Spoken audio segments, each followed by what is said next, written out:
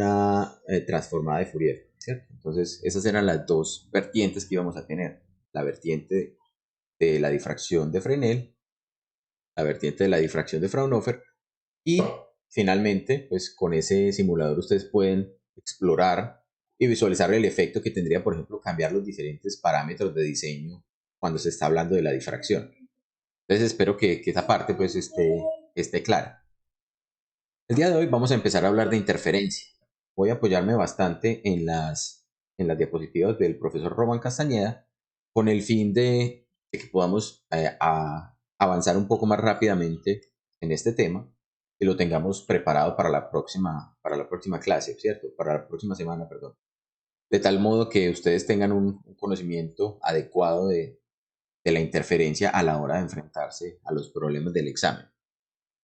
Quiero arrancar con esta imagen, con esta primera diapositiva donde traemos a colación esa frase de Feynman. Richard Feynman, como ustedes saben, uno de los científicos ganadores de premio Nobel en el siglo XX y que mayores aportes a la física desarrolló. En particular, son muy conocidas su serie de notas de clase, los Feynman Lectures, donde una de sus frases nos permite hablar un poco acerca de qué es el fenómeno de la interferencia y la difracción. Y lo que él allí dice es que nadie ha sido capaz de definir precisamente la diferencia entre interferencia y difracción de forma satisfactoria. Es una cuestión de uso y no hay ninguna diferencia física importante entre ellos. Esencialmente no hay diferencias físicas importantes entre la interferencia y la difracción. Que sea específico. Entonces, lo mejor que podemos hacer, hablando a grosso modo, es decir que cuando solamente tenemos algunas pocas fuentes, por ejemplo 2, que están interfiriendo, a ese resultado lo vamos a llamar interferencia. Pero si tenemos un número grande de fuentes a ese resultado, o emplearemos la palabra difracción más a menudo. Entonces, si ustedes recuerdan al finalizar la parte de difracción, dijimos, podemos ver la difracción como si fuera una sumatoria o como si fuera la superposición de una serie de patrones obtenidos a partir de interferencia de puntos que están ubicados simétricamente con respecto al origen de coordenadas. Pero también podemos ver la la interferencia, como si fuera un fenómeno difractivo donde ya no vamos a tener un gran número de fuentes, sino que únicamente vamos a tener unas pocas fuentes finitas. La diferencia principal y fundamental entre esos dos fenómenos reside en parte entre la cantidad de fuentes que vamos a considerar. Ahí está claro, ¿o hay alguna inquietud?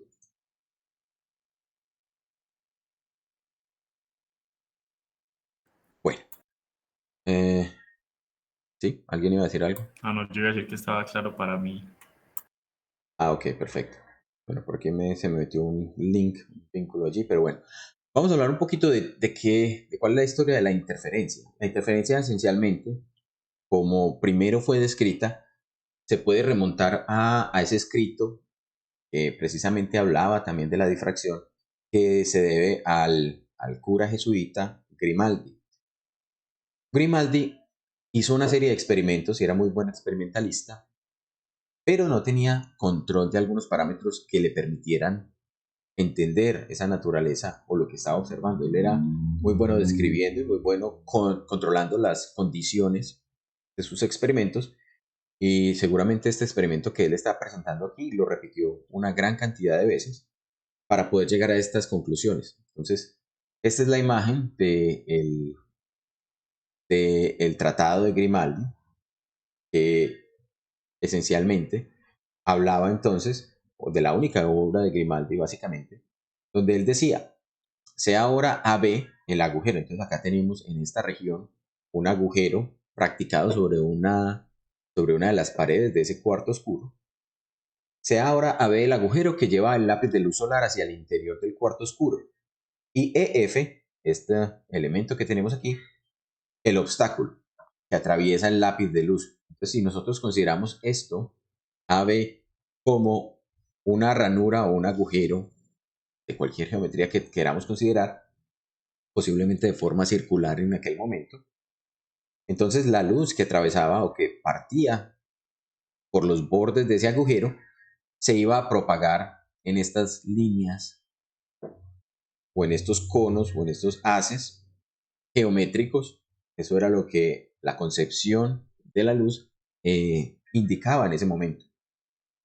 Sin embargo, observen que lo que Grimaldi describe es que básicamente Mn es la sombra proyectada sobre la pared opuesta. Entonces, toda esta región AB o toda la luz que pasa por AB ilumina entre C y D, pero la proyección geométrica de este obstáculo que está aquí, EF, va entre M y N.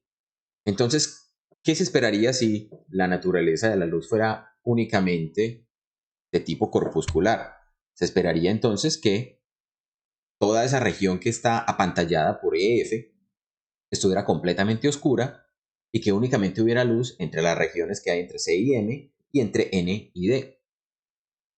Pero lo que él observaba es que efectivamente eh, esta sombra, cuando dice esta se hace referencia a la sombra, será sensible más ancha que la que debiera observarse bajo la ley de propagación rectilínea. Entonces el que observaba que efectivamente había una región adicional donde la sombra excedía esta región MN.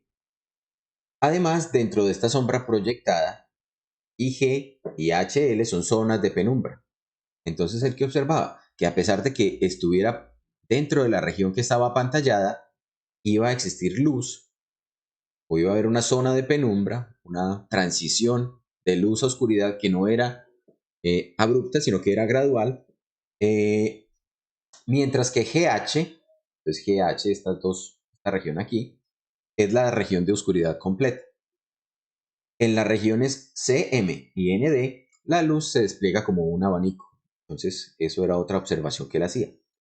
¿Qué ocurría cuando mencionaba eso? Miren que él indicaba incluso concentrándose en ciertas direcciones, conformando franjas, y en medio de estas la luz aparece pura y genuina. Entonces él veía dentro de esas franjas luz que bajo la descripción que tenía en ese momento, cuando no se conocía ningún tipo de comportamiento espectral de la luz, o de que la luz blanca, porque posiblemente Grimaldi utilizó una fuente de luz natural como el sol o como una vela para poder iluminar su experimento, entonces él no tenía manera de describir o de definir que efectivamente la luz que estaba llegando allí tenía componentes espectrales con las diferentes frecuencias que ahora asociamos a los diferentes colores. Entonces él dice allí que en medio de las franjas, la parte central de cada una de las franjas, la luz aparece pura y genuina, mientras que se descompone en colores en sus bordes. Entonces, alrededor de ese máximo central, donde la luz era blanca, aparecía una iridiscencia, una coloración. Y de allí procede la palabra iridiscencia, que se veía un espectro como el del arco iris. Por último, existe cierta dependencia de las franjas respecto al ancho de la abertura. Miren que acá estábamos hablando, o Grimaldi menciona que el agujero es AB, y justamente él dice el tamaño del agujero AB está controlando la forma como la abertura va a afectar el ancho de las franjas, de manera que desaparecen si la abertura se agranda suficientemente. Entonces, dentro de sus experimentos, Grimaldi indica incluso, allí es donde él hace esa afirmación de que entonces la luz no solamente se está propagando en trayectorias rectilíneas por reflexión y por refracción, sino que por ese cuarto modo que él describe como refracción. Grimaldi no alcanza a observar la interferencia por un fenómeno que vamos a describir ahora más adelante, que sí logró observar Young.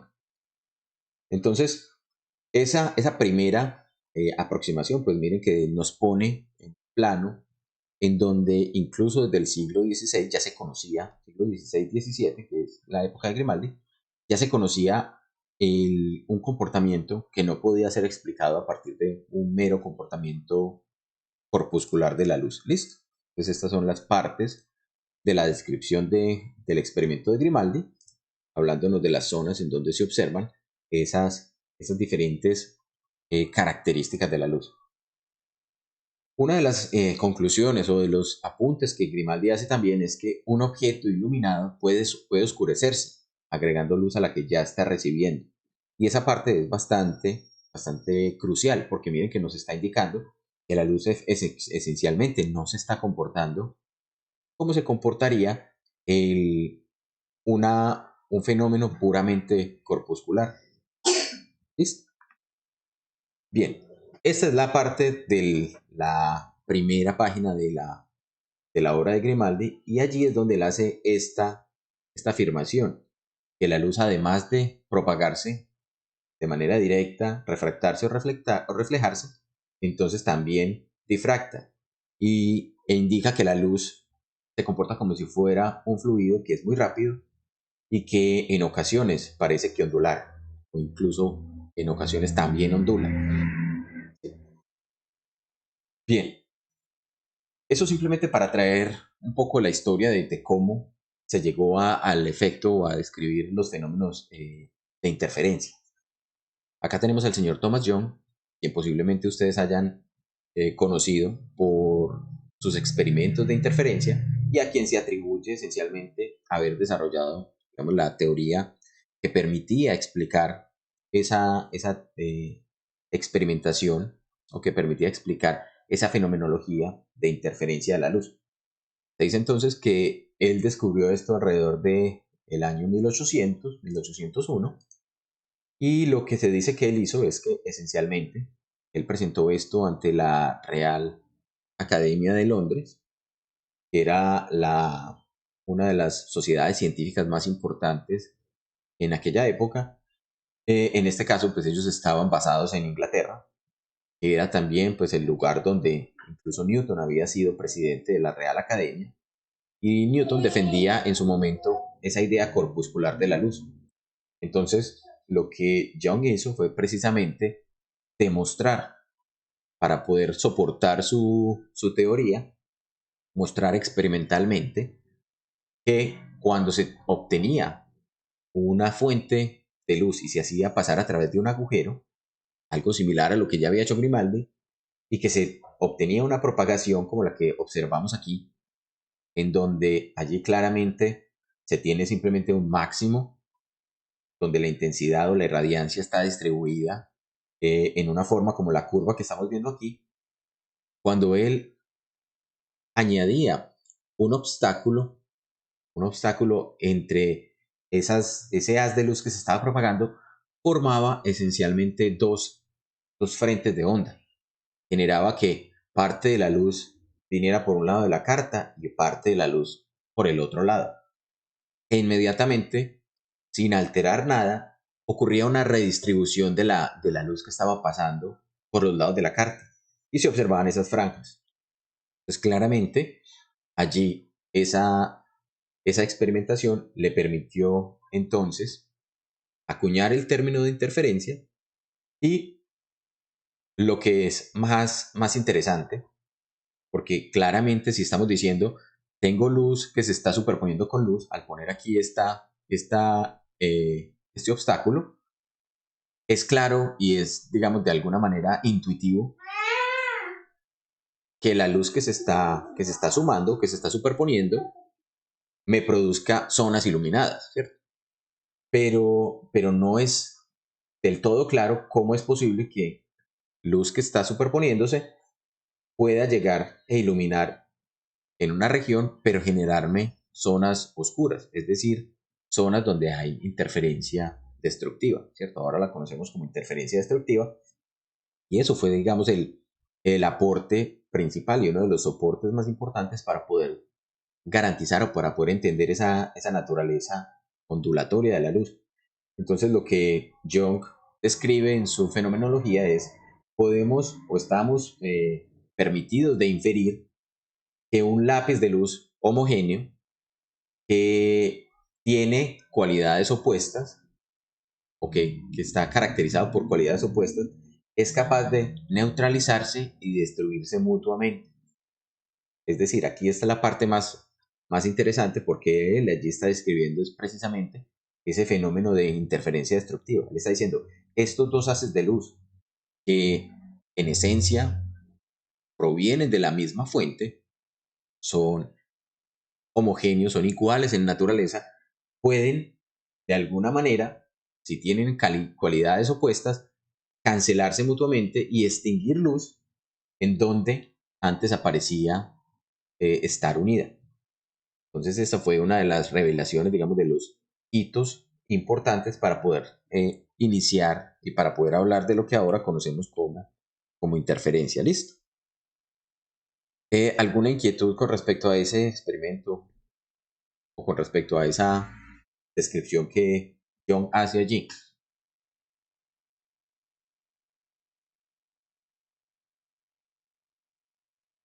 Bueno, entonces, si consideramos ahora dos frentes de onda, esencialmente ahora vamos a ponerle un poquito de matemáticas a eso que estamos viendo en esa imagen.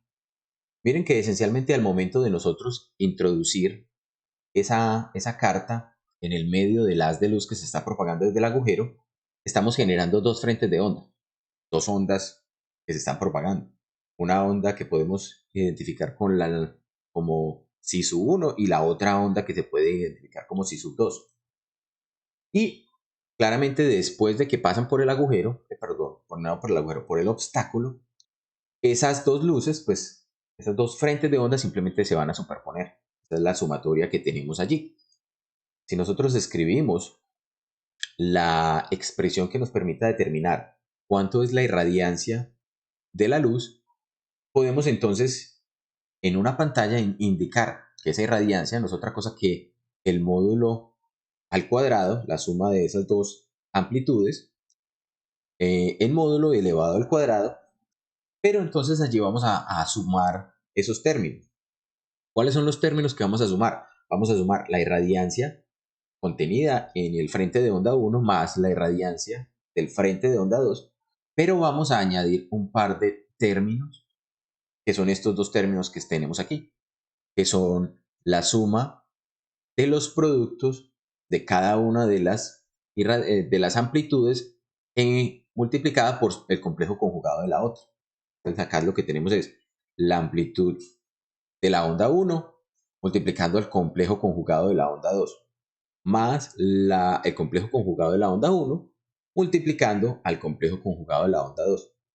La razón para hacer eso es esencialmente que estas ondas o esa superposición, si lo consideramos como si fueran ondas, esencialmente lo que vamos a tener es que esas ondas pueden afectar una a la otra. Y la manera de describir de esa forma cómo se afectan es haciendo estos productos. Si nosotros escribimos cualquiera de esas ondas, bien sea psi 1 o psi 2, como una amplitud en valor absoluto, ¿cierto? Como la magnitud de una amplitud y una fase. Acá tenemos simplemente la onda expresada como la amplitud, la magnitud de la amplitud y el exponencial de la fase, donde la fase en este caso sería psi j. Nosotros este producto o esta suma de productos de funciones complejas nos va a permitir escribir esto de esta manera. Esto esencialmente no es otra cosa que la amplitud de una de las ondas por la amplitud de la otra, multiplicado por esta suma de las fases. Las fases se van a sumar y las amplitudes se van a multiplicar. Y cuando hacemos eso, miren que nos va a aparecer un término importante. Esas fases van a estar en términos de un parámetro que se conoce como delta phi. Y delta phi no es otra cosa que la diferencia entre la fase de la onda 1 y la onda 2.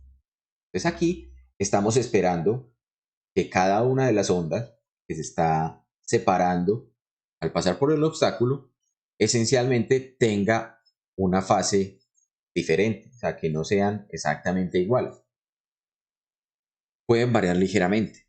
¿Por qué podría ocurrir esto? Porque de la fuente que tenemos aquí, cuando la luz pasa a través del agujero, no necesariamente todas las ondas, o sea, a pesar de que la onda se esté propagando de esta manera, la parte de luz que va por esta región no necesariamente tiene la misma fase que tenga por aquí. Puede haber ligeras variaciones. Entonces allí nos aparece ese término de diferencia de fase. Y el producto de funciones con, con el complejo conjugado, ¿cierto? La suma de estos productos de función por el complejo conjugado de la otra, nos va a llevar a esos términos donde los exponenciales van a tener precisamente esa diferencia de fase. ¿Listo? ¿Está claro hasta ahí? Yo tengo una duda, Juan.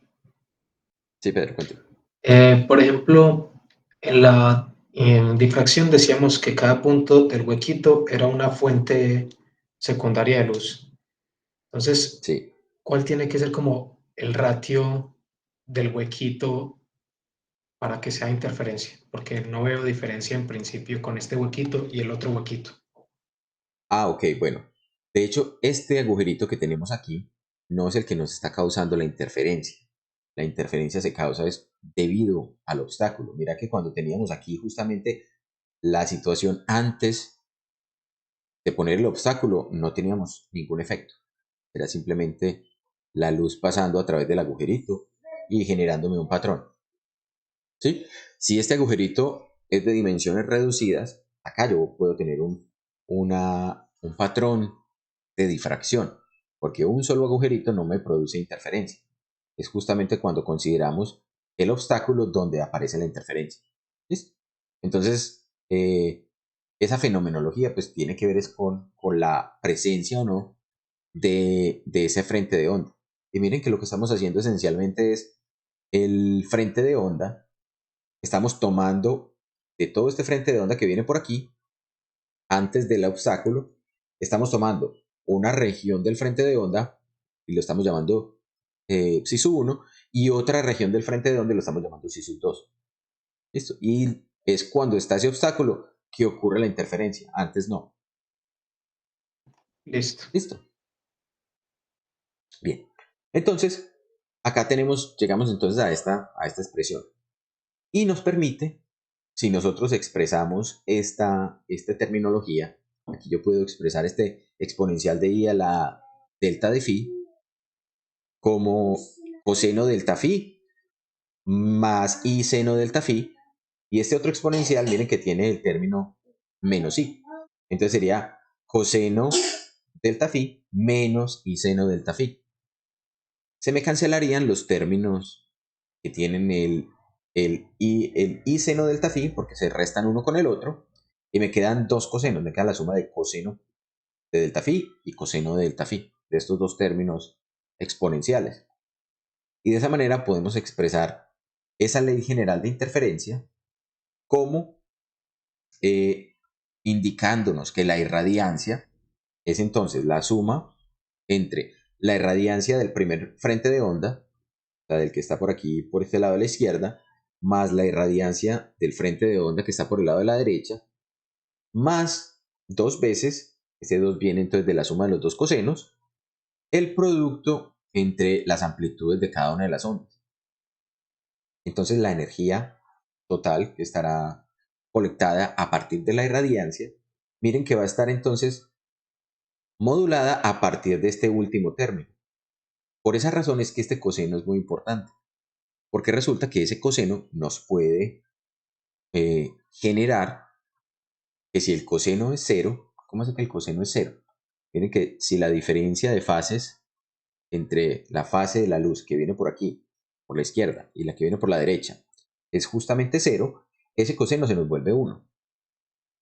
Y entonces el término, este término que tenemos acá de dos veces el producto de las amplitudes, se va a sumar al término de la ley general de la interferencia. Con la condición de que entonces, como es una función cosenoidal, pues va a tener entonces una serie de máximos y mínimos. Pero si, por ejemplo, el coseno se me cancela, dado, por ejemplo, que tuviéramos una diferencia de fase entre las dos que me generara que el coseno me diera cero, entonces todo este término va a desaparecer y únicamente voy a tener amplitud de la primera onda, perdón, irradiancia de la primera onda más la irradiancia de la segunda onda. No tendríamos un efecto de interferencia. Entonces, Por esa razón es que es importante tener una diferencia de fases que esté controlada. O sea, no puede ser cualquier diferencia de fases. Y es importante porque, ¿por qué razón? Porque nosotros, si acá nos damos cuenta, vamos a tener unas funciones que pueden variar temporalmente, ¿cierto? Esa diferencia de fases puede estar variando temporalmente y entonces si nosotros, por ejemplo, tomáramos, vamos a escribir por aquí, a ver, yo paso al tablerito. ¿Qué es lo que podríamos nosotros decir? Nosotros podríamos decir que la irradiancia de una cierta de esas ondas se puede entender entonces como si fuera el valor de la amplitud elevado al cuadrado, pero con una condición, que le estamos haciendo un promedio temporal. ¿Cuál es la razón? La razón de hacer ese promedio temporal para indicar la irradiancia. Si ustedes recuerdan, la luz, la emisión de luz, dependerá o estará ocurriendo a una frecuencia muy elevada. ¿Cómo así una frecuencia muy elevada? La emisión de luz ocurre aproximadamente en un rango temporal de aproximadamente 10 a la menos 8 segundos. ¿Sí? Sin embargo, los detectores de radiancia tienen lo que llamamos el tiempo de integración. Piensa que lo estemos observando con un detector de irradiancia electrónico o digital o con un detector de irradiancia natural como por ejemplo los ojos. Esos detectores tienen un tiempo de integración. El detector tiene un tiempo de integración que es aproximadamente 10 a la menos 3 segundos. Estamos hablando del orden de los milisegundos.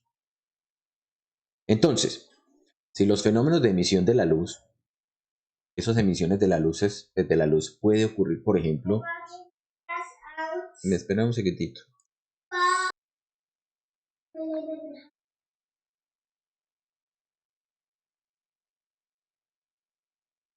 Entonces les decía, los mecanismos de emisión de la luz ocurren por transiciones atómicas en las fuentes de luz, ¿cierto? Esas transiciones atómicas ocurren con las moléculas orientadas en diferentes configuraciones, una respecto a la otra, y entonces por esa razón es, digamos, imposible predecir o decir exactamente cómo va a ser la fase de la luz que está siendo emitida por una fuente de luz aleatoria, ¿cierto? Si consideramos una lámpara de gas o si consideramos el sol, todas las transiciones atómicas que ocurren en esas partículas que están emitiendo la luz pueden ocurrir en cualquier instante de tiempo, pueden ocurrir en cualquier dirección.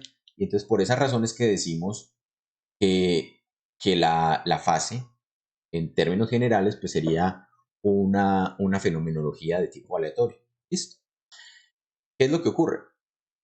Eso ocurre a una velocidad muy elevada, ocurre alrededor de 10 a la menos 8, o sea, con una frecuencia de tiempos de alrededor de 10 a la menos 8 segundos. Entonces, durante el tiempo de integración de los detectores, que es de 10 a la menos 3, pueden estar ocurriendo todavía alrededor de 10 a la 5 eventos. Miren que acá tenemos 5 órdenes de magnitud de diferencia. Entonces, durante ese tiempo de integración, vamos a tener del orden de 10 a la 5 eventos. ¿Y eso qué es lo que produce? Que no podamos hablar de que la irradiancia es simplemente la amplitud al cuadrado, sino que tenemos que considerar esa amplitud al cuadrado eh, en un promedio temporal. Entonces, si nosotros consideramos eso, cuando estamos hablando de la irradiancia que podemos medir directamente en el detector, entonces la irradiancia total en el detector, que no es la irradiancia instantánea, será entonces la suma de quién? De la irradiancia producida por el frente de onda 1 más la irradiancia producida por el frente de onda 2 más dos veces, y acá vamos a tener las amplitudes. Entonces las amplitudes vendrían como raíz de esa irradiancia, raíz de la otra irradiancia, pero acá observen lo que va a pasar. Vamos a tener el promedio temporal del coseno de la diferencia de fase. ¿Cómo es el promedio temporal de la función coseno si considero un tiempo muy largo o una variación muy grande o muchos periodos del coseno? ¿Quién me cuenta? ¿O quién recuerda cuánto podrá ser esa variación temporal del coseno? No es un medio. De la función coseno, 0. cero.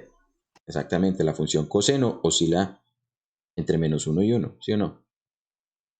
Entonces, si yo dejo un tiempo muy largo, o si yo no tengo control de ese ángulo, el promedio temporal de esa función pues tendería a 0. Salvo que yo pueda garantizar que este parámetro delta 0, delta de phi, permanece constante.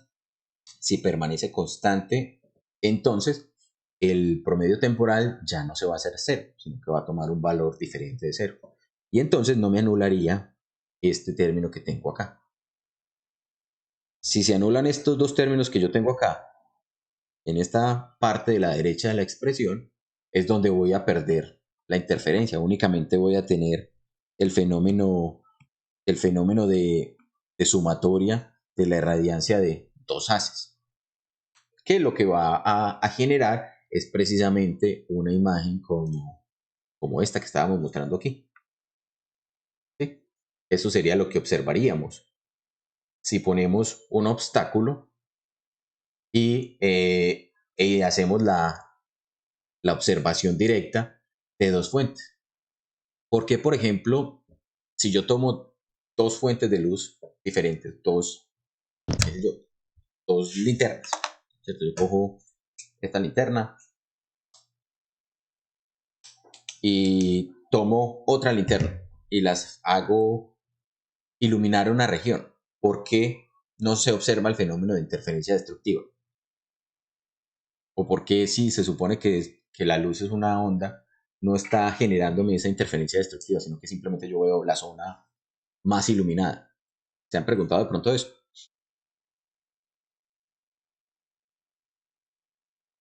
Sí, Juan. Sí, bueno, ¿y cuál es la respuesta que se han dado? ¿O qué recuerdan tal vez de lo que hayan visto en su curso de física, oscilaciones, ondas y óptica?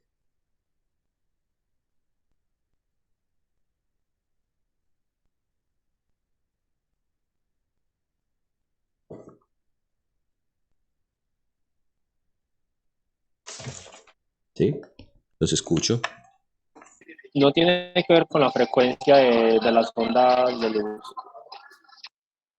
Está relacionado con la frecuencia de las ondas de luz, en parte sí, pero ¿qué más? Pues que a mí lo único que se me ocurre es que cuando uno habla, por ejemplo, de difracción y pones un obstáculo, o sea, uno no pone una abertura sino un obstáculo, uno dice, pues, o le dicen a uno que el obstáculo tiene que ser del orden de la longitud de onda pues, de las de luz. Entonces me imagino que esas dos linternas, pues las linternas no tienen como la misma longitud de onda, no sé, pues lo que se me ocurre. Yo podría tomar dos linternas exactamente iguales, digamos, una linterna aquí o coger el celular, por ejemplo, que me genera o que tiene una linternita, ¿cierto? Y poner una con la otra, iluminar una región. Y sin embargo, no observar ningún tipo de interferencia. Y puede ser exactamente modelos de celulares idénticos, pues como para que digamos, no, es la misma fuente de luz. En la casa, por ejemplo, cuando por ejemplo ustedes prenden la luz en la sala, pueden tener dos bombillos, el bombillo de la cocina y el bombillo de la sala, iluminándome la misma región. Ser bombillos exactamente idénticos. Y sin embargo, yo no voy a observar el fenómeno de interferencia, ¿cierto? Yo no veo franjas iluminadas y franjas oscuras, sino que simplemente todo el ambiente se ilumina de manera uniforme. Ah, no es ¿Por qué ocurrirá eso? porque la luz de las linternas es luz blanca, pues es una combinación de muchas longitudes y frecuencias de ondas. Entonces ahí, pues me imagino que debe haber mucha, pues no se aprecia bien como la interferencia destructiva porque tengo muchas longitudes de onda, entonces tal vez pues, en donde se debería hacer interferencia destructiva, pues otras longitudes de onda pues van y suman y pues si a la final si hay luz, ok. eso podría ser una razón, pero entonces eso indicaría, por ejemplo, que en algunas zonas, si yo ilumino con luz blanca, mira lo que estás diciendo, digamos, el rojo interfiere destructivamente. Entonces, ¿qué es lo que yo debería ver si eso fuera verdad? Debería ver que hay regiones de la iluminación donde se ve más azuloso, bajo ese azul verdoso, ¿cierto? Porque estoy sustrayendo el rojo, bajo ese principio que me estás diciendo. Y realmente no ocurre. Ustedes lo pueden hacer en sus casas, en sus cuartos, poniendo dos bombillas e iluminando una cierta región y se darán cuenta que no hay una variación periódica de ninguna clase. Simplemente la zona les va a parecer más iluminada. Entonces ustedes dirán, pero entonces para producir el fenómeno de interferencia necesitamos una luz que sea monocromática. Entonces, ¿será que si yo pongo filtros para generar esa luz monocromática, obtendré patrones de interferencia? ¿O no? Juan, pues lo que yo he pensado es que también no se ve el patrón de interferencia, es porque la luz rebota en todas las paredes, pues en un cuarto. Creería yo que si se pudiera llevar como al láser, por decirlo así, o sea, a una escala muy pequeña, se podría empezar a ver el efecto. Pero ahí creo, pues llegué al pensamiento, no conclusión, de que de pronto depende del tamaño de las de luz para que haga efecto esa interferencia. Y Ok, bueno, la sí, pregunta, Gustavo, qué pena. qué pena, la pregunta me surgió fue por el punto de Poisson, de esa discusión que hubo en una clase acerca de esa sombra en la mitad de un haz luminoso, Ujú. cuando tiene Ok, obstáculo. Claro, eso fue. ok, bueno, pero entonces son dos temas diferentes, ¿cierto? El efecto del punto de Poisson, ese punto oscuro o iluminado, lo explicábamos a partir de la concepción de difracción de Fresnel, ¿sí? Y no necesitábamos sino únicamente que la luz atravesara una abertura o que estuviera enfrente de un obstáculo, ¿cierto? Pero en este caso estamos hablando de que estamos considerando dos fuentes, permítame le digo algo aquí a mi niño.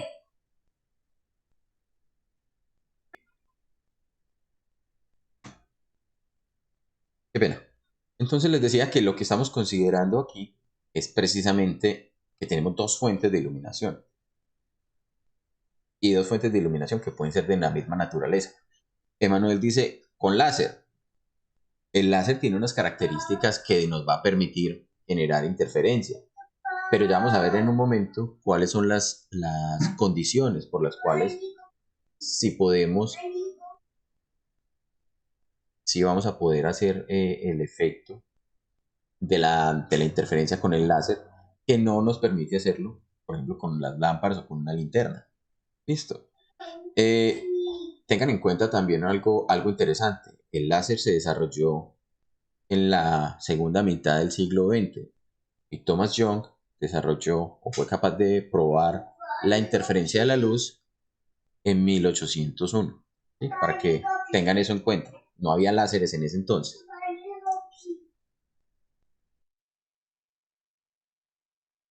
Bien, entonces como mencionábamos, en esa época no existían láseres. Sin embargo, Young fue capaz de demostrar la interferencia de la luz. Listo. Entonces es importante que miremos cuáles son las condiciones para poder generar la interferencia. Y vamos a discutir entonces un poquito acerca de eso. ¿Listo? Entonces miren que justamente tenemos allí fuente natural de iluminación atravesando un agujero que pasa por un obstáculo y que me genera patrones de interferencia. ¿Listo? Bien, la frecuencia de emisión tendrá que ser la misma. Esa frecuencia de emisión puede estar relacionada con con el fenómeno de interferencia. Ya vamos a ver que no es la condición única, suficiente y necesaria, pero permitiría que se presenten los fenómenos de interferencia. Incluso con diferentes frecuencias también podríamos tener fenómenos de interferencia, frecuencias que sean cercanas. Recuerden que la frecuencia va a estar relacionada allí con la fase. Entonces necesitamos considerar que esa diferencia de fases sea estable. ¿Sí? Es esencialmente lo que necesitamos garantizar.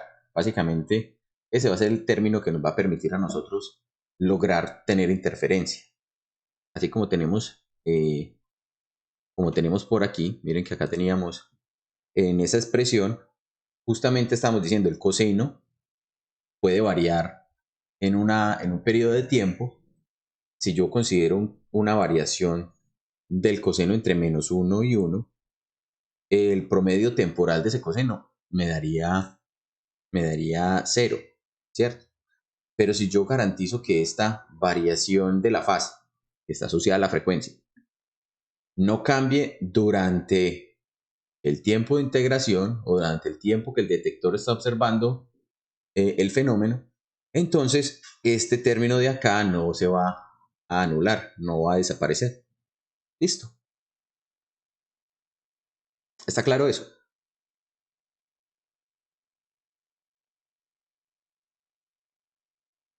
Bien. Es importante que tengamos en cuenta entonces que no por el hecho de que estamos superponiendo dos ondas, esas ondas van a estar obligadas a interferir. Las ondas, la superposición de ondas no es la condición importante de la interferencia. Acá, por ejemplo, tenemos una situación donde sí tenemos interferencia. Miren, acá tenemos una imagen donde estamos iluminando un agujero.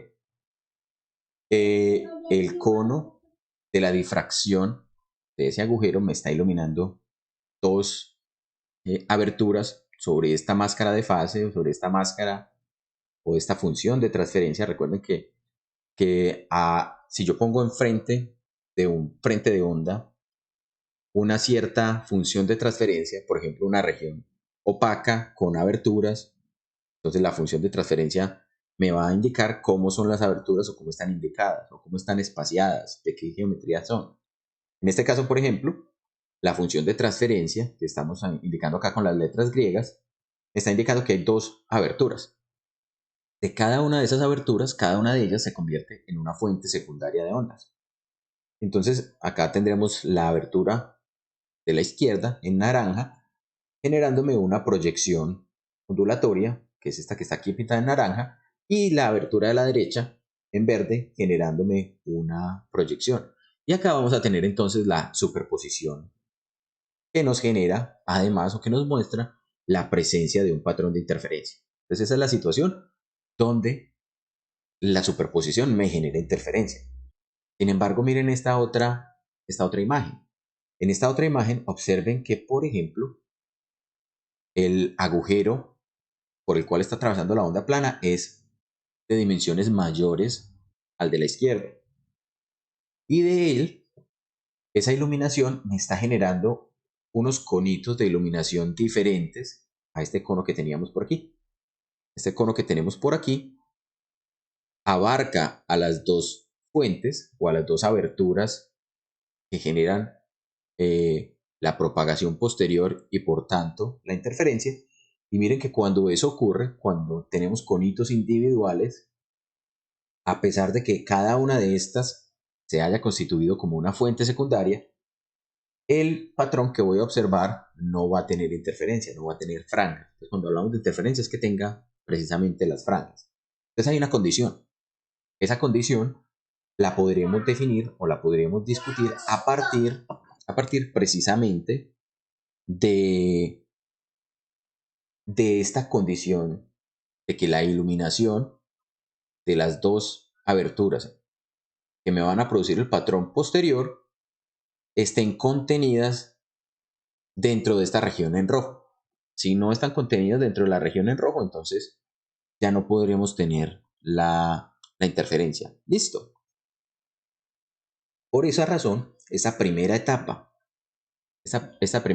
de condicionamiento o de acondicionamiento de la iluminación es muy importante. Listo. Entonces, eso fue lo que hizo, por ejemplo, que Grimaldi no pudiera observar interferencia. Él observaba la difracción. Miren que acá esto podríamos considerarlo como si fuera un obstáculo Y entonces lo que Grimaldi observaba era simplemente el patrón proyectado de las irradiancias de la luz. Listo.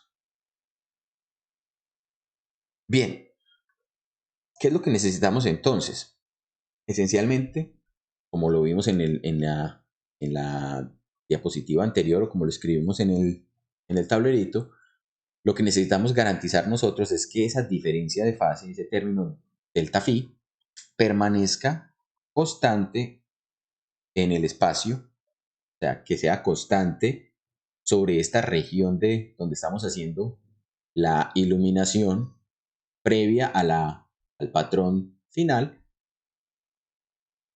es decir, que la fase, que la iluminación que está recibiendo este agujerito de la izquierda sea similar a la fase que está recibiendo el agujerito de la derecha.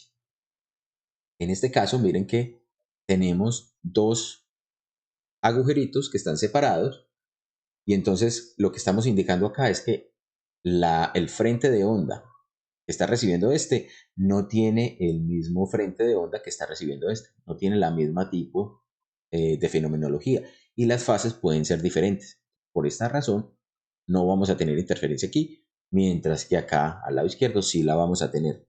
¿Listo?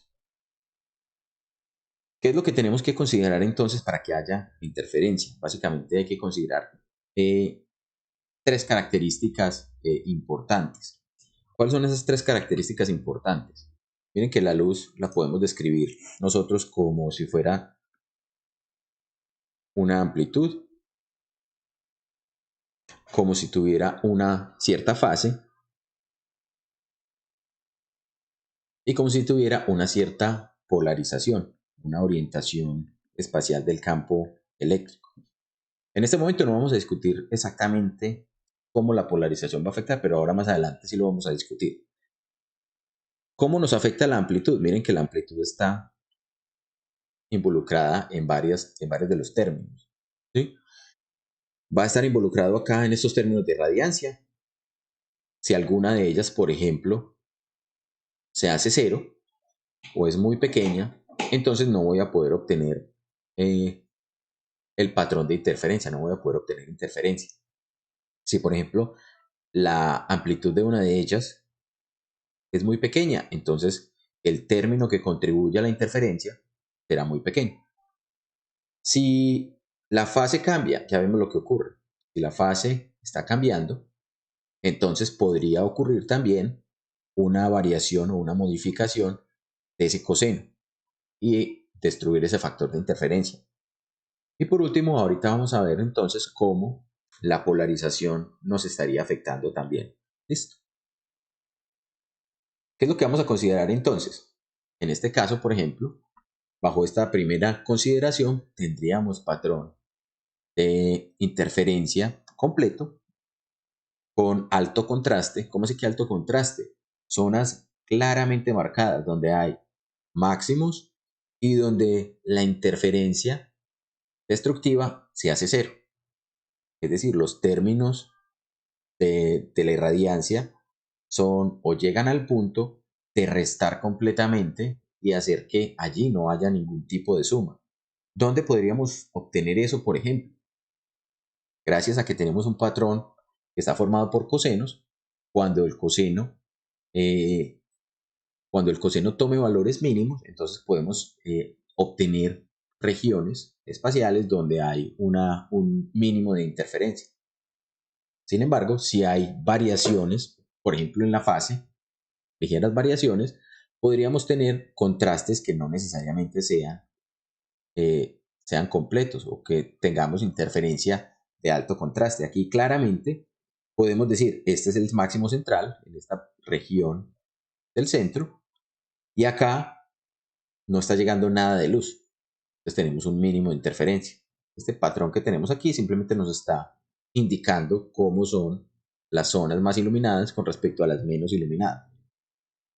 Pero también podríamos tener patrones de interferencia donde el contraste no sea completo, donde no haya un cambio abrupto entre un máximo y un valor mínimo o cero, sino que los mínimos podrían ser relativos, es decir, tener unos mínimos locales de iluminación donde sí puedo distinguir las franjas, pero en esa parte o en ese valor mínimo local también me está llegando parte de la luz.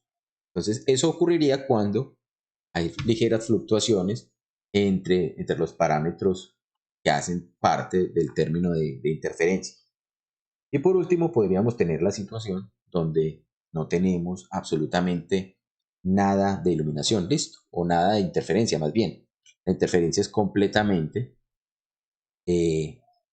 destruida, únicamente vamos a tener la superposición. Y allí aparece un término que en óptica se conoce como coherencia. Entonces la coherencia es la que me permite a mí describir esa función o esa característica que tiene que existir entre dos fuentes para poder hablar o para poder producirme el- la, la interferencia, ¿listo? Esto está relacionado con un tema que se conoce como la correlación. Esencialmente, vamos a ponerlo por aquí.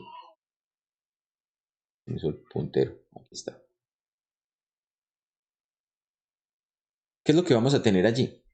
Hemos descrito entonces la intensidad que vamos a observar en el detector como la suma de la intensidad de la primera fuente o la irradiancia de la primera fuente, la segunda fuente, más un término que lo podríamos haber escrito también como el promedio temporal de la amplitud de la primera multiplicado por el complejo conjugado de la segunda, más la complejo conjugado de la primera por la segunda. Esto es exactamente igual a esto que describimos aquí arriba. A esta parte que tenemos aquí, a esta zona o a este término que tenemos acá se le conoce como la función de correlación.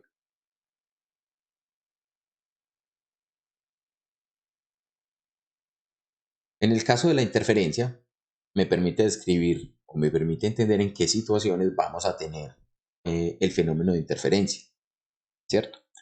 En matemáticas en general, la función de correlación me está hablando de cómo dos puntos se van a relacionar entre sí o cómo la onda que proviene de un punto está conectada con la onda que proviene de otro punto. Recuerden que al final de la parte de difracción hablamos de que esencialmente nosotros consideramos la difracción como superposición de la interferencia producida por parejas de puntos que estaban distribuidas simultáneamente o que estaban distribuidas a la misma distancia y de manera simétrica con respecto al origen de coordenadas, y es precisamente con el fin de poder decir que esas dos ondas tienen la misma amplitud y que están siendo iluminadas con la misma fase.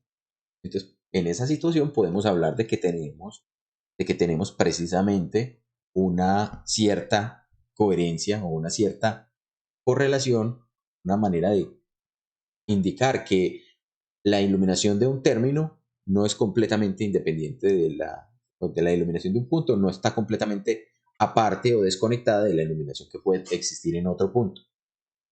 Entonces, esa función de correlación en óptica la podemos escribir con este término. La escribimos con el término o con la función gamma mayúscula entre dos puntos y se expresa básicamente como ese producto precisamente entre la amplitud de uno y el complejo conjugado del otro. Esta función es una función de tipo complejo. ¿Cómo así que es una función de tipo complejo? Va a tener una amplitud y va a tener una fase. Véala ahí la fase de esa función, ¿cierto? Entonces esto aplica para cualquier par de puntos o cualquier par de frentes de onda que podamos considerar.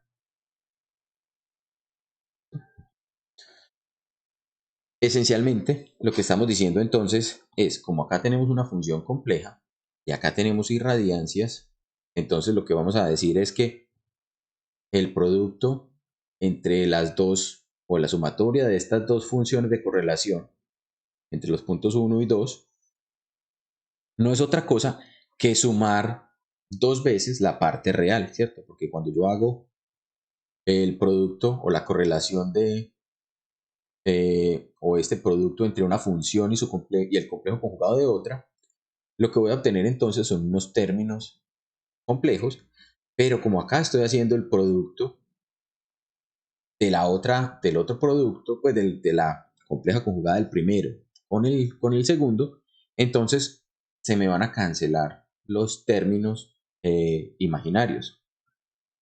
Y entonces esa irradiancia total se podrá expresar también como la irradiancia del primero más la irradiancia del segundo, más 2 veces la parte real de la función de correlación. Eso es esencialmente otra manera de explicar el término ese término de correlación que tenemos acá, ¿cierto?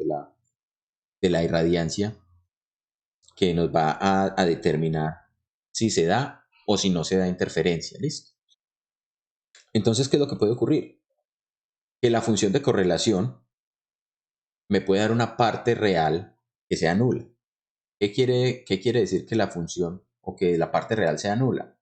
Que la iluminación que tengo en un punto no está conectada con la iluminación de otro punto. O sea, que sus parámetros de amplitud, fase y polarización pueden estar apuntando en direcciones o pueden estar completamente desligadas y por lo tanto la correlación entre ellas será cero.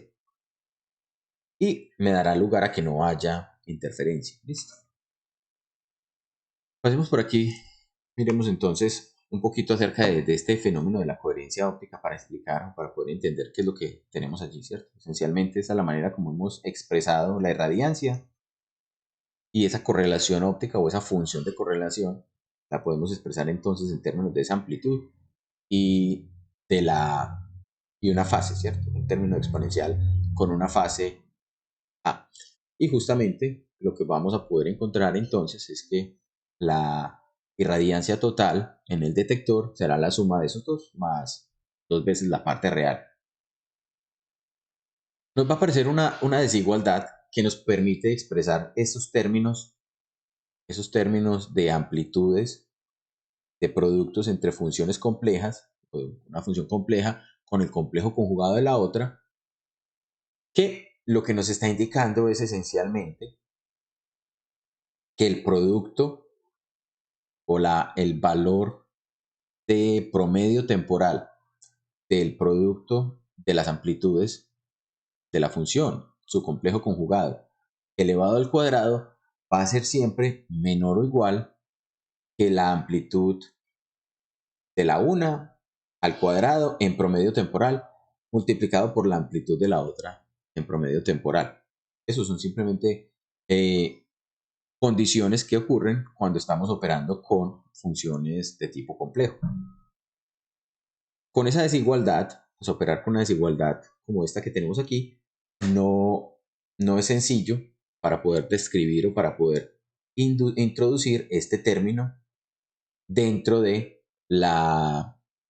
del término de radiancias, porque acá los términos de radiancias están con igualdades y esto son unas desigualdades. Entonces, para eliminar esas desigualdades, lo que podemos hacer es considerar un parámetro mu que dé cuenta de que siempre que tengamos este promedio o esta multiplicación más bien de promedios temporales, podamos garantizar que este valor que está aquí a la izquierda, perdón, que este valor que está aquí a la derecha sea mayor que el término que tenemos aquí a la izquierda. Entonces, ¿cómo podemos lograr eso? Para garantizar eso, lo que hacemos es tener en cuenta o multiplicar este término de aquí para que haya una igualdad. Este valor tendrá que ser un valor que oscile esencialmente entre 0 y 1. Entonces, de esa manera podemos garantizar que la igualdad se va a cumplir. Sí, aquí nos estamos deshaciendo de ese término de desigualdad multiplicando por un valor que va a oscilar entre 0 y 1. Que si además está elevado al cuadrado, pues no va a ser nunca por encima de 1. A lo sumo será 1.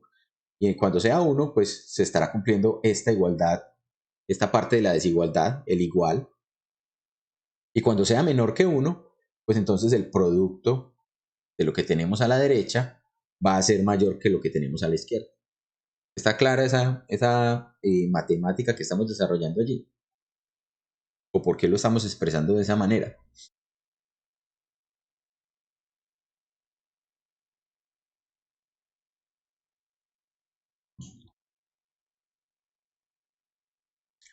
Bien, entonces, ¿qué es lo que vamos a considerar? Bueno, ese es el término que tenemos allí, ese término mu.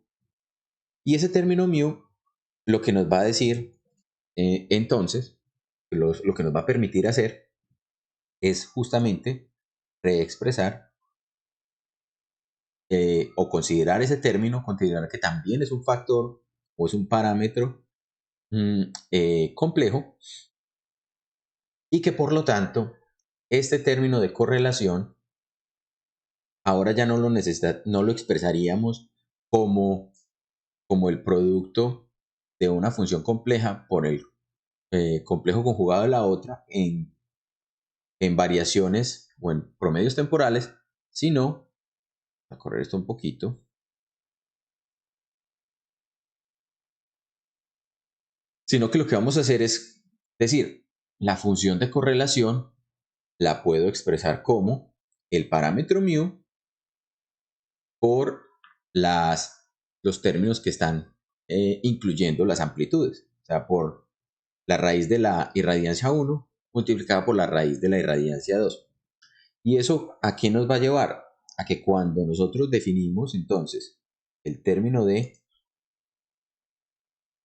la interferencia, tendremos entonces el término correspondiente a la irradiancia de uno de los frentes de onda, más la irradiancia del otro frente de onda, más, y aquí entonces lo que vamos a hacer es considerar que como tenemos básicamente estos dos términos o estas dos funciones de correlación, pues ambas se pueden expresar como mu sub 1, mu sub 1, 2 por raíz de uno y el otro.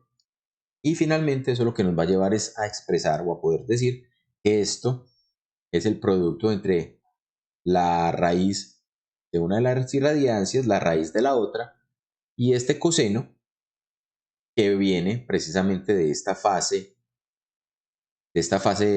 compleja que tenemos aquí.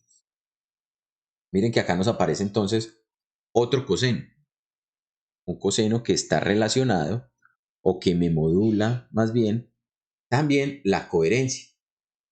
Nos indica este término entonces, este parámetro mu, qué tan coherentes son las dos fuentes de luz que van a interferir.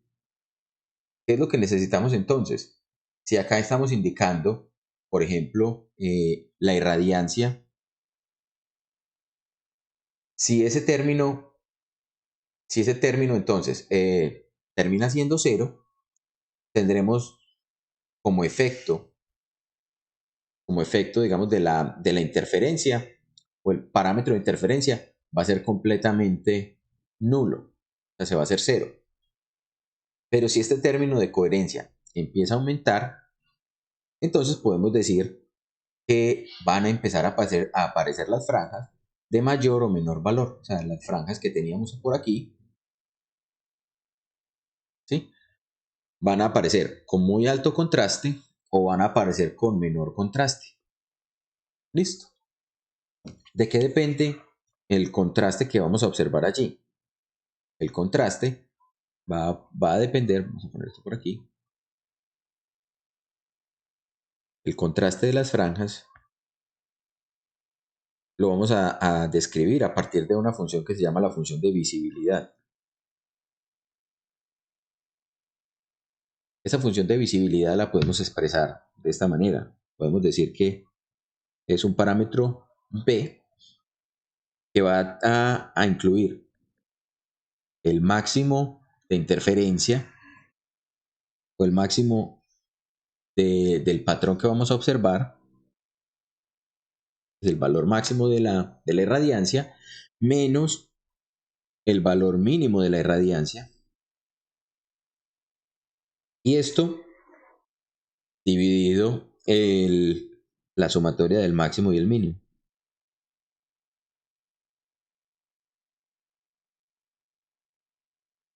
Esencialmente, ¿qué es lo que estaríamos teniendo allí? Por ejemplo, si tuviéramos una imagen como esta.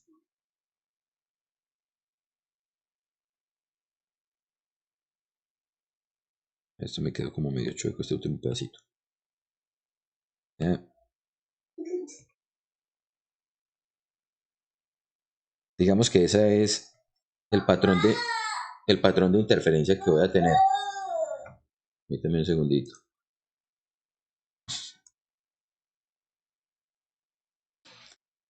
Entonces, supongamos que tenemos ese patrón de interferencia. ¿Cuál sería, por ejemplo, el máximo que deberíamos considerar?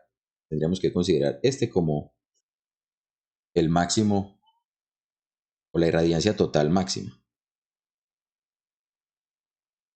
Y para hablar de los mínimos, estaríamos hablando, por ejemplo, para indicar la visibilidad de esta primera región, la consideraríamos o la contemplaríamos con respecto a esta irradiancia mínima. Entonces eso nos definiría cuánto es, por ejemplo, la visibilidad de esta franja central, porque es en contraste o me indica qué tanto resalta esa franja central con respecto al fondo. Ese fondo que tenemos aquí. Espérenme un segundito. Tener los niños acá. Bueno, entonces con esa fórmula podemos determinar qué tan visibles son las franjas con respecto a ese fondo que tenemos, ¿cierto? Por aquello que mencionamos hace un instante, de que es posible que las franjas, a pesar de que presentan interferencia, pues no sean interferencia de alto contraste. ¿Listo? Bien. Entonces teníamos por aquí ese patrón de la visibilidad o ese término de visibilidad. Y acá tenemos una imagen o una curva que nos muestra cómo esa función de visibilidad varía con respecto a la relación que hay entre el mínimo y el máximo de interferencia. Observen que cuando el mínimo y el máximo son exactamente iguales en magnitud, la visibilidad se hace cero. O sea, no puedo determinar una diferencia entre las regiones de mínimo y las regiones de máximo. Mientras que cuando la relación de amplitudes entre la irradiancia del mínimo y la irradiancia del máximo es diferente de 1, a medida que nos vamos haciendo cada vez más pequeños, es decir, el máximo va siendo más grande con respecto al mínimo, pues la visibilidad va a incrementarse. Entonces vamos a poder distinguir más claramente las franjas. Listo. Entonces, en resumen, ¿qué es lo que tenemos que garantizar para que tengamos interferencia? Necesitamos garantizar que entre las dos imágenes o entre las dos regiones que vamos a emplear, que van a iluminarme las aberturas, entre ellas dos exista precisamente coherencia óptica. Y la coherencia óptica entonces pasa por considerar relaciones de amplitudes aproximadamente constantes, relaciones de diferencia de fase aproximadamente constantes, a que permanezcan constantes o muy cerca de ser constantes entre estos dos puntos, pero no solamente que lo hagan entre los dos puntos, ¿cierto? Que la fase no esté cambiando entre la onda que está aquí y la onda que está acá, sino que en el tiempo de la integración también se esté manteniendo relativamente constante, que no vaya a cambiar abruptamente. Porque cuando cambia abruptamente es cuando el coseno de esa diferencia de fase tenderá a cero y entonces destruirá la interferencia. Entonces necesitamos esas condiciones. Coherencia espacial más coherencia temporal. Y eso pasa entonces por tener que las fuentes o que la iluminación que proviene de cada una de estas fuentes esté relacionada entre sí. es decir, que haya una correlación de las fuentes de iluminación. Mientras que para este otro caso, para el caso que tenemos a la derecha, entonces posiblemente no se cumplen las condiciones, posiblemente la fase está cambiando en una de ellas y la diferencia de fase puede estarse modificando. Puede que eso ocurra por la separación entre las dos aberturas, puede que ocurra porque el tamaño de la abertura que controlaba la iluminación es tal que hace que a cada uno de esos puntos nos lleguen fases que mantengan esa diferencia de fase en el tiempo o en el espacio, y entonces por lo tanto pues esas condiciones de iluminación no producirán interferencia. Si está más o menos claro esa condición.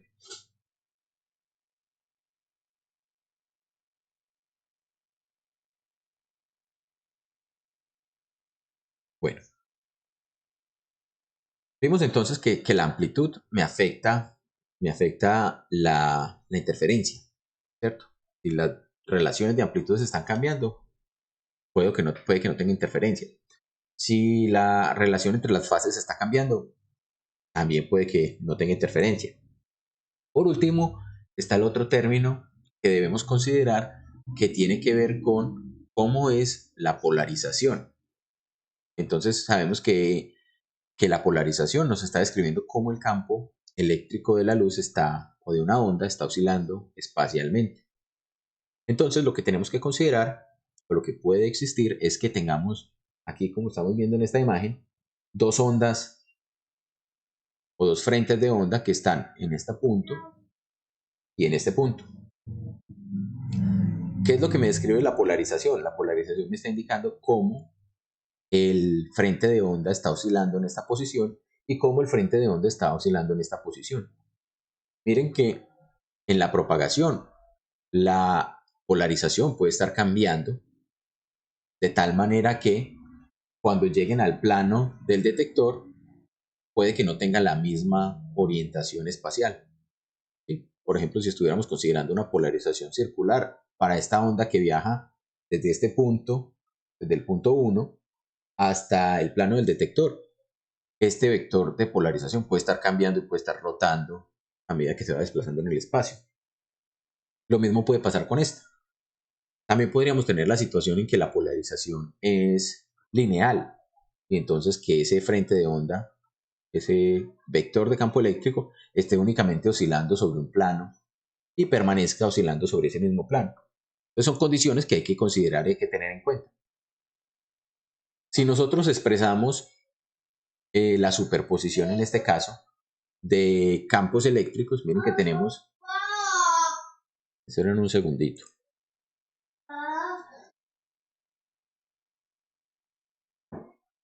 Entonces podríamos tener, por ejemplo, el campo eléctrico que se está superponiendo en la pantalla como simplemente la suma de las dos ondas que están allí llegando justamente al detector. ¿Cómo podemos expresar cualquiera de esas funciones de onda que están allí llegando? La podríamos expresar simplemente en términos de un vector de amplitud, que recuerden que este vector de amplitud puede tener también una cierta orientación en el espacio. Entonces allá estará el término de polarización multiplicado por una fase, ¿cierto? Por una exponencial con una fase. Entonces esta función de onda o este campo que está llegando justamente aquí al detector lo podemos expresar de esta manera, como este campo con su amplitud, y eso lo podemos entonces también expresar como la magnitud del vector, este E sub 0j, simplemente la amplitud de ese vector, y esto es un vector unitario en la dirección en la que el campo esté llegando a esta posición. ¿Sí? Entonces acá tenemos simplemente un vector unitario en una cierta dirección, multiplicado por la amplitud, eso sería el vector amplitud, y multiplicado por la fase. ¿Qué es lo que tenemos que considerar entonces? Si nosotros hacemos la superposición y queremos encontrar la irradiancia, entonces lo que estamos haciendo es simplemente considerar el cuadrado de la suma o de la magnitud de la suma de esos dos campos eléctricos que están allí interactuando. ¿Qué nos va a dar eso? Nos va a dar precisamente la magnitud del primer campo al cuadrado más la magnitud del segundo campo al cuadrado, y nuevamente nos va a aparecer aquí el término de los factores cruzados entre el campo de uno y el complejo conjugado del otro, más el complejo conjugado del primero y el campo del segundo. ¿Eso en qué se nos va a convertir? Cuando expresamos eso, pues nos va a aparecer nuevamente el término de diferencia de fase. Sin embargo, miren que acá nos va a aparecer este término coseno de teta 1, 2. ¿Quién es el coseno de teta 1, 2? Es el ángulo relativo que forman precisamente el campo o el vector unitario U sub 1 con el vector unitario U sub 2. ¿Sí? ¿Está claro de dónde salió eso?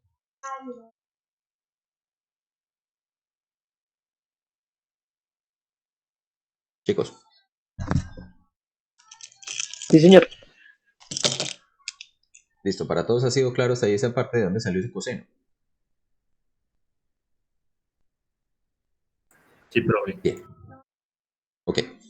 Entonces, ¿qué es lo que debemos considerar allí? Pues que esencialmente ese producto de vectores unitarios que aparece allí no es otra cosa entonces que la magnitud de uno de los vectores unitarios, que es 1, por la magnitud del otro vector unitario, que también es 1, por el coseno del ángulo que forman ellos dos. Y allí es donde aparecen, ¿cierto? Como acá tenemos precisamente estos productos puntos, es donde nos aparece ese coseno de teta 1, 2. ¿Qué es lo que nos dice esto?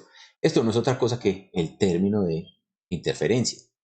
Pero ahora considerando la orientación de los campos eléctricos que van a llegar a la pantalla. Y entonces, ¿qué es lo que tenemos que decir? Que justamente ese término también nos va a modular la interferencia. ¿Por qué razón? Porque miren que si el coseno del ángulo teta se hace 0, acá no vamos a tener interferencia, se nos cancela, se nos anula todo este término que tenemos allí. Únicamente vamos a observar en la pantalla entonces la irradiancia debido a la primera onda que estaba llegando más la irradiancia de la segunda onda. No tendríamos término de interferencia. Ese término de interferencia con la polarización también es muy importante, porque entonces lo que nos está diciendo es que esencialmente si los dos haces que están llegando a la pantalla o al detector están oscilando perpendicularmente, ese coseno será el coseno de 90 y por lo tanto se anulará la interferencia. No tendremos interferencia si los haces están polarizados de forma perpendicular. Solamente cuando no estén polarizados de forma perpendicular es que vamos a tener interferencia. La interferencia será máxima también entonces cuando los haces llegan y son paralelos o antiparalelos. Pero si son perpendiculares, se cancela. Lo otro que hay que tener en cuenta es que como es un coseno, pues tendrá valores que varían. Y lo que tendremos allí entonces es que para ángulos intermedios, entonces tendremos efectos de interferencia en los cuales vamos a tener no un contraste máximo, sino un contraste intermedio, como los que vimos anteriormente. Entonces,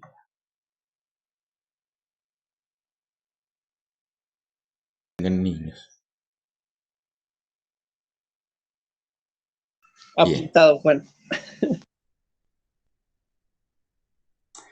Listo. Entonces les decía, hay que considerar entonces también que para la interferencia, no solamente es que la fase, la diferencia de fase, se mantenga constante en el espacio y en el tiempo, para que haya coherencia óptica, sino también que las amplitudes no estén cambiando, sino también que la polarización no vaya a ser perpendicular. Entonces son básicamente 3 condiciones que tenemos que cumplir para poder lograr interferencia. Entonces miren que son condiciones bastante bastante complejas. Al cabo que ni quería, sí es cierto. Son condiciones que no cualquier fuente de luz va a cumplir. Entonces, por esas razones es que no vemos la interferencia de manera natural entre la luz que proviene de diferentes fuentes de iluminación o de la luz que proviene, por ejemplo, incluso de la misma fuente de iluminación. No se observa ese fenómeno de interferencia con tanta facilidad. ¿Listo? ¿Qué es lo que tenemos que considerar entonces? Bueno, aquí como se nos reescribe esa ley general de la interferencia, nos aparecería entonces que la ley o la interferencia, perdón, la irradiancia total sería la sumatoria de la irradiancia de la primera onda más la irradiancia de la segunda onda, más 2 veces, estas serían las amplitudes de cada uno de los campos eléctricos, multiplicados por ese coseno de la orientación que tengan y multiplicados por el coseno de la diferencia de fase. ¿Qué nos faltaría incluir allí? Este término de acá, para que fuera completo toda la formulación. Este término μ1, 2, que nos indica qué tan correlacionadas están las ondas que están interfiriendo. ¿Listo? Ahí me pasé. Entonces, ¿qué es lo que nos dicen estas leyes de Fresnel y Arago? Fresnel y Arago en 1819, miren, bastante, cerca de 40 años, 45 años antes de que Maxwell publicara la teoría de electromagnética, es decir, la que le dio el sustento electromagnético a la naturaleza ondulatoria de la luz. Ellos publicaron estas leyes para la interferencia, indicando que si el coseno del ángulo era 0, vamos a tener interferencia, vamos a tener ese producto entonces o la irradiancia total más bien, tendrá el término de interferencia, pero si las ondas están interfiriendo o que están superponiéndose más bien, están con polarizaciones ortogonales, únicamente vamos a ver el fenómeno de superposición de las irradiancias, la suma de las irradiancias. Bien. Aquí es importante que tengamos en cuenta cómo fue posible que Young lograra precisamente generar interferencia a partir del uso de luz natural. Y entonces la razón parte principalmente por un control adecuado que él tuvo con respecto al tamaño de la primera abertura. Entonces, esta primera abertura permite controlar o permite garantizar que la zona iluminada de esta máscara que tenemos acá con las aberturas que van a superponerse o de cuya luz emergerá la superposición que me da lugar a la interferencia, garantiza entonces que esa luz que está allí sea una luz coherente, entonces, primero que todo. Pero también, si nosotros analizamos esa máscara de amplitud, esa máscara que tienen las perforaciones, las podemos identificar o podemos decir, es que la iluminación que está en esta abertura de la izquierda es esta, corresponderá a este punto que tenemos aquí, y la iluminación que tenemos en la abertura de la derecha corresponderá a este punto verde que tenemos aquí.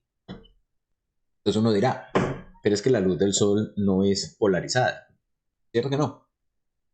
Sin embargo, cualquier orientación de la polarización de la luz solar, por ejemplo, esa polarización que tenemos allí, que es una polarización aleatoria en un instante de tiempo, miren que se puede descomponer en unas componentes paralelas al eje, que son estas líneas punteadas que vemos allí, y unas componentes verticales, ¿cierto? Entonces, una componente horizontal y otra componente vertical. ¿Qué es lo que pasa? Que si bien la luz no va a interferir, por ejemplo, esta componente vertical no interfiere con esta componente horizontal porque son perpendiculares, esta componente vertical sí interfiere con esta componente vertical y esta componente horizontal sí interfiere con la componente horizontal. Entonces cualquier par de puntos de iluminación, cualquier orientación de la polarización va a cumplir ese mismo fenómeno. Yo puedo, por ejemplo, en esta nueva polarización hacer lo mismo, descomponer las componentes verticales y horizontales y entre sí las componentes verticales van a interferir y las componentes horizontales van a interferir. ¿Qué es lo que ocurre? El patrón de interferencia, independiente de si es debido a fuentes o a iluminación que vaya con una cierta orientación, el patrón de interferencia que observamos acá no depende de la orientación, en este caso de la oscilación que tenemos aquí, sino de la orientación espacial que tengan las aberturas. Entonces este patrón de franjas, miren que generan una frecuencia espacial, recuerden una repetición de máximos por unidad de longitud horizontalmente, que es correspondiente con la orientación sobre este eje horizontal que tienen las aberturas. No importa si la luz está orientada con polarización en una dirección o en la otra. Entonces está claro el por qué sí se puede lograr interferencia a partir de luz natural.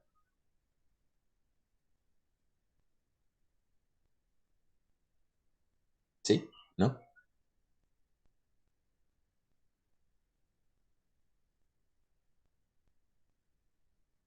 Bueno, nadie dijo que sí. Espero que sí se haya entendido eso. Bueno, qué pena, una O si no, pregunta. Entonces, según lo que habías dicho, si uno rotara los dos puntos, el patrón se rotaría, ¿cierto? si uno rotara los dos puntos, el patrón rotaría. Exactamente. Ah, ya.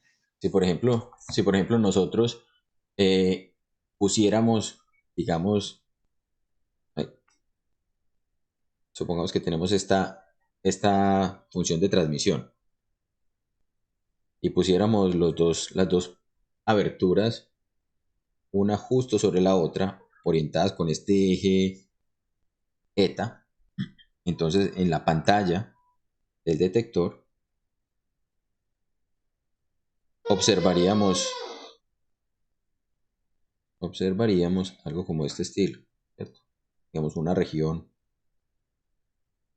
Esta es la pantalla oscurecida y por acá observaríamos unos máximos que estarían orientados así. El máximo central brillante acá y los máximos laterales de esta forma. Entonces miren lo que les decía. Lo que tendríamos es que justamente es sobre un eje vertical que observaríamos una frecuencia espacial. ¿Sí? Y lo mismo, pues cierto, si rotamos entonces a este señor de acá y lo orientamos ahí, de esta manera, qué sé yo, horizontal, entonces también este patrón tendría que orientarse y tendría que rotar también en la misma orientación. ¿Listo? Sí, señor, gracias. Bien, entonces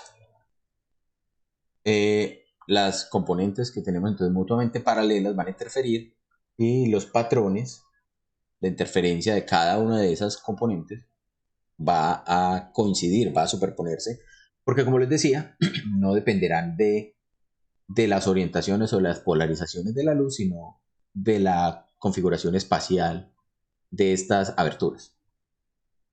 Bueno, importante que tengamos en cuenta también entonces algunas aplicaciones que vamos a empezar a hablar ahora, continuaremos la próxima semana, con respecto a parámetros o a aplicaciones de la interferometría. Los instrumentos con los cuales se hace interferometría o los que aplican el principio de la interferometría para hacer algún tipo de aplicación científica son conocidos como interferómetros. Esos interferómetros me permiten hacer cosas como metrología, como medir parámetros, medir variables, que van incluso desde la medición de rugosidades o de desplazamientos en partículas o de desplazamiento en superficies, También me permiten hacer, por ejemplo, algún tipo de control de calidad superficial. Yo puedo, por ejemplo, por medio de un interferómetro, medir parámetros como, por ejemplo, la rugosidad de una superficie mecanizada o de una superficie a la cual se le haya hecho un acabado superficial.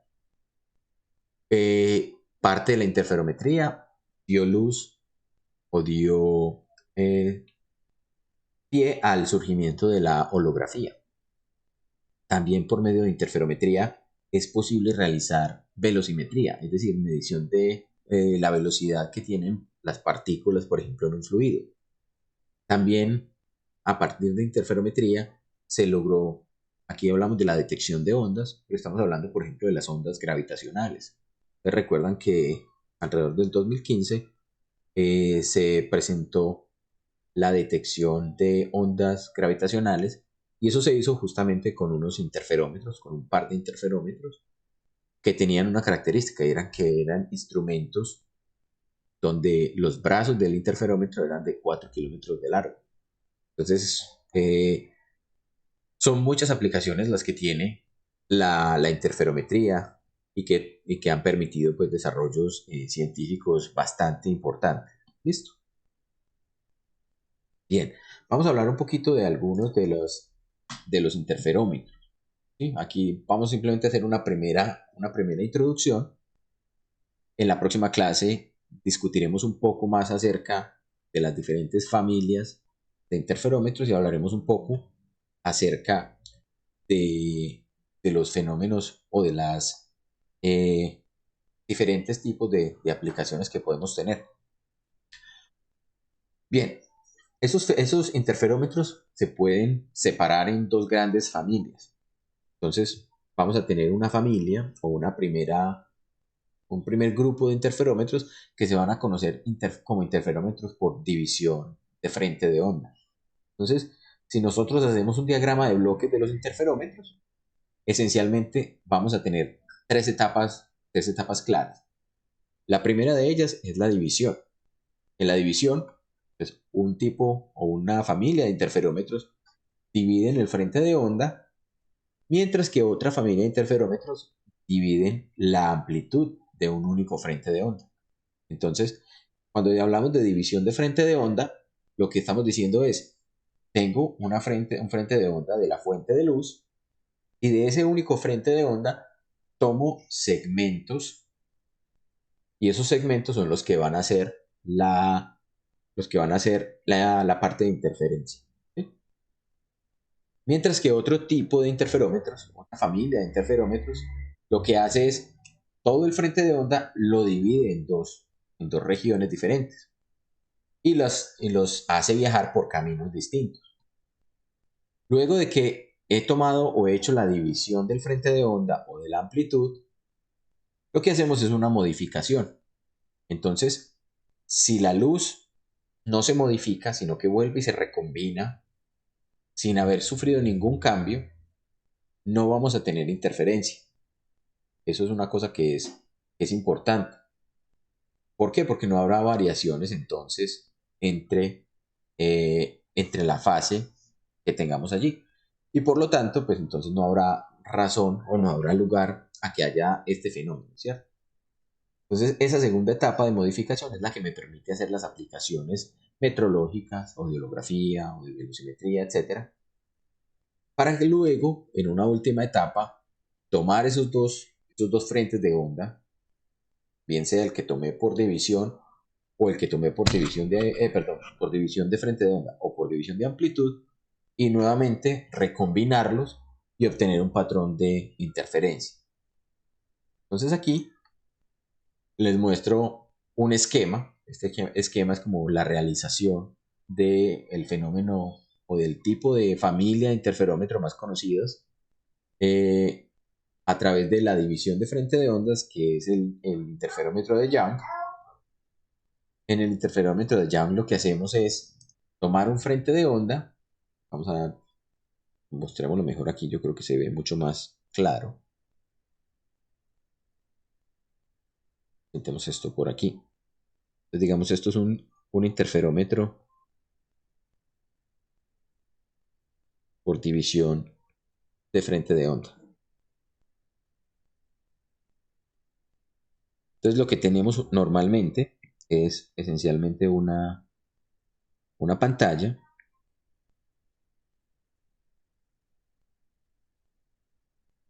¿sí? Y acá tenemos otra segunda pantalla. ¿Qué es lo que vamos a tener normalmente en una situación de un interferómetro de frente de onda?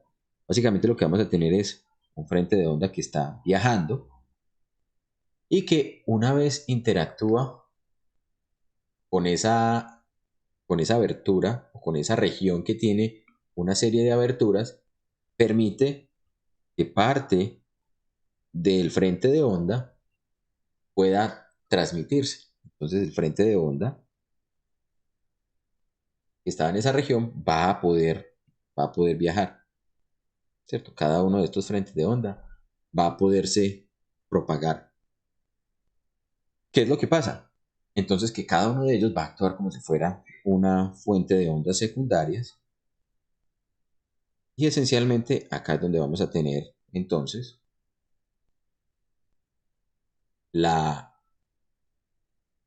el parámetro o el patrón que conocemos normalmente como patrón de interferencia. Entonces esto es esencialmente el interferómetro, conocemos como el interferómetro de Young. ¿En dónde puede estar la modificación? Resulta que, por ejemplo, en uno de esos caminos yo puedo introducir algún tipo de elemento, algún tipo de parámetro o algún tipo de sustancia que yo quiera analizar, y eso me va a modificar el patrón de interferencia que aparece aquí. ¿Sí? Entonces, esta onda que viene por aquí me sirve como onda que llamaremos una onda de referencia. Y esta onda de aquí, que pasa a través de ese elemento, lo llamaremos simplemente una onda objeto, o la onda de análisis, o la onda de estudio. ¿Qué es lo que nos va a permitir esa onda de estudio con respecto a la onda de referencia? Miren que provienen esencialmente de del mismo frente de onda, y entonces, por lo tanto, de alguna manera es posible que haya una cierta coherencia espacial entre ellas. Y es posible que esto nos vaya a generar entonces un patrón de interferencia por aquí, ¿cierto? Patrón, algo como así, por ejemplo. Algo de este estilo. Esto sería entonces lo que observaríamos en el detector. Esta sería la irradiancia en el detector, la irradiancia total. Para los interferómetros de división de haz o de división de amplitud, la realización más común se conoce como el interferómetro de Michelson.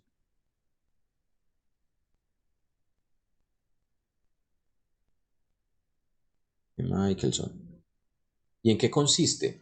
Esencialmente vamos a tener entonces, por acá vamos a tener una fuente de luz. Y de esa fuente de luz va a salir un haz de luz. Digamos que este haz de luz sale con esta orientación. Pero resulta que ese haz de luz se hace pasar por un instrumento que se llama, o por un elemento óptico, que se llama un divisor de haz. Esto se llama un divisor de haz. También se conoce como beam splitter. Y en la literatura ustedes lo pueden incluso solamente encontrar como con las letras BS. ¿Listo? ¿Qué es un beam splitter? Un beam splitter es un objeto óptico que no es otra cosa que un par de prismas que están pegados por las bases. Entonces, ¿qué hace la luz cuando interfiere o cuando llega a esta región? Pues viene la luz y en esa interfase que tenemos allí, parte de la luz se va a transmitir, es decir, se va a refractar hacia el segundo medio, y por lo tanto va a seguir derecho, y parte de la luz se va a reflejar. Entonces esta interfase de acá me controla que parte de la amplitud total de la luz, por eso aquí la pinté como una línea gruesa y acá como un par de líneas delgadas. Entonces parte de la luz se refleja, parte de la luz se refracta. ¿Está claro allí? Entonces por eso se conoce como división de amplitud. Y entonces, ¿qué pasa con la luz que sigue uno de los caminos? La luz que sigue uno de estos caminos llega a un espejo. Acá tengo un espejo. Y la luz que sigue el otro camino también se puede encontrar otro espejo. Llamemos a esto el espejo 1 y a esto el espejo 2. ¿Qué pasa con la luz cuando llega a cada uno de los espejos? Esos espejos son espejos también especiales, se llaman espejos de primera cara, es decir, la película reflectante está en la primera superficie que el haz se va a encontrar. O sea, la luz no tiene que atravesar un trozo de vidrio para llegar a la película reflectante, sino que inmediatamente se va a reflejar. Entonces digamos que acá esta luz va a ser reflejada. ¿Qué pasa con este haz de luz entonces? Este haz de luz viaja y se va a propagar a través del beam splitter. Entonces viaja en esta dirección. Para esta otra iluminación, para el segundo haz, pues también la luz se refleja y al llegar a esta región, entonces también se va a reflejar. Entonces miren que esencialmente lo que vamos a tener allí es la luz. Aquí se divide, va, se refleja en un espejo y luego pasa, y acá se divide, va y se refleja en un espejo y vuelve, va y va. Entonces, en ocasiones, lo que se hace es tomar, por ejemplo, este como el haz de referencia y poner por aquí algún tipo de elemento, una sustancia que yo quiera analizar. Y eso va a ser el haz o el objeto a analizar. Entonces este va a ser el haz objeto o haz de análisis. Y entonces por acá, en esta región, en esta zona inferior, vamos a tener la pantalla o la zona del detector. Y el patrón de interferencia, lo que vamos a observar por estas dos ondas que van viajando en estas direcciones, que provenían de la misma fuente de luz, van a ser también un patrón de interferencia, ¿cierto? Como este. Listo. Entonces está claro más o menos cómo funcionan esos dos tipos de interferómetros.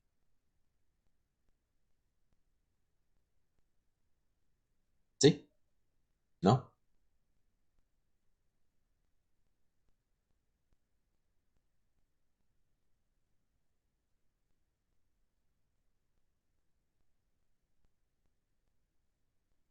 Chicos,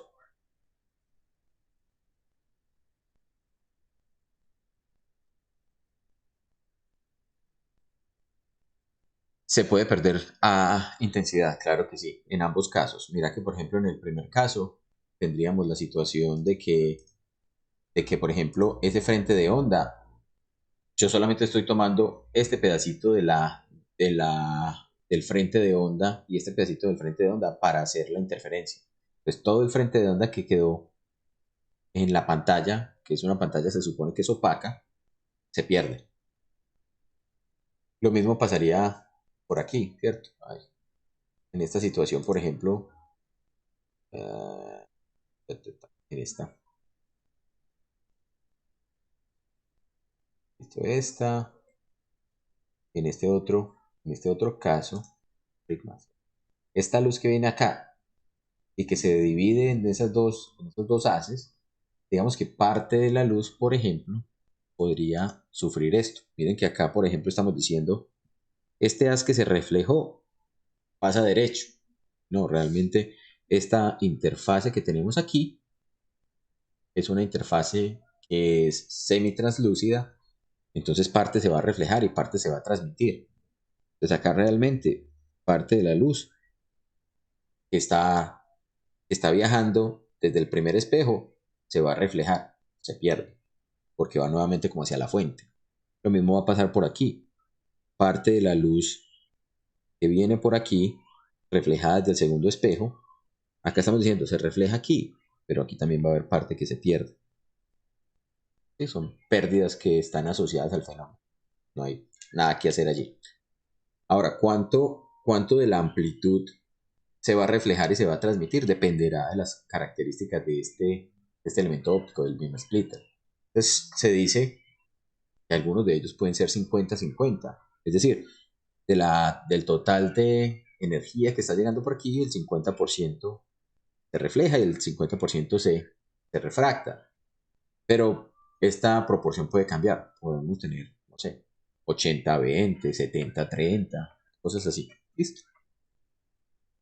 Simplemente son características del diseño. Por ejemplo, si uno tuviera que orientar esto, entonces podría tratar, por ejemplo, de que la mayor cantidad de la intensidad sea la que pase por el objeto que quiero analizar, porque este objeto como tal podría incluso generar pérdidas y absorciones de la luz que va a atravesarlo. Entonces, si yo quiero analizarlo, quisiera tener la mayor cantidad de luz interactuando por aquí. ¿Está claro?